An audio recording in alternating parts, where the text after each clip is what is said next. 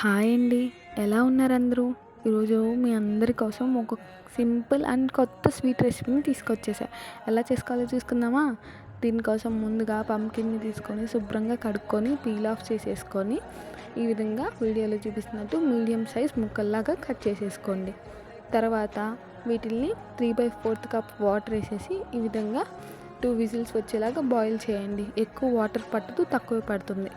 ఈ విధంగా బాయిల్ చేసిన తర్వాత మిగిలిన వాటర్ని స్ట్రైన్ అవుట్ చేసేయండి. తర్వాత మెత్తగా పప్పు గుత్తితో మొత్తం మ్యాష్ చేసేయండి. తర్వాత మీ స్వీట్నెస్కి సరిపోయేంత బెల్లం వేసేసుకొని మొత్తం ఒకసారి మ్యాష్ చేసుకొని మిక్స్ చేసేసుకొని పక్కన పెట్టేసుకోండి. తర్వాత పోపు కోసం 2 టీ స్పూన్స్ ఆయిల్ వేసుకొని తర్వాత ఆవాలు, ఒక ఎండుమిర్చి, కరివేపాకు వేసేసుకొని చిట్లిన తర్వాత కలిపేసుకుంటే రెడీ మన యమ్మీ యమ్మీ పంకిన్ హల్వా. తప్పకుండా ట్రై చేసి కామెంట్ చేయండి. Thank you.